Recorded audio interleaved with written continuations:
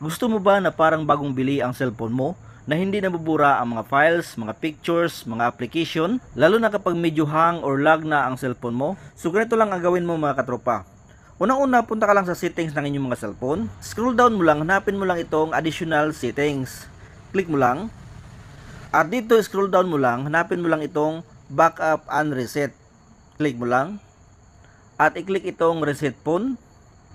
So dito mga katropa, hanapin mo lang ang reset system only. So kapag may nakalagay or may makikita kang reset system only, i-click mo lang. So sa akin ay reset all settings, nakalagay dito. Iba't iba kasi tayo ng settings ng cellphone. At dito sa baba, may nakalagay reset all settings. Sa ibang cellphone, ulitin ko, reset system only. Okay? I-click mo lang. Pero kung wala kayong makikita, huwag nyo na ituloy ang pag-reset ng inyong mga cellphone. Baka ako pa ang dahilan kung mawala ang inyong mga application, mga files, mga pictures sa inyong cellphone.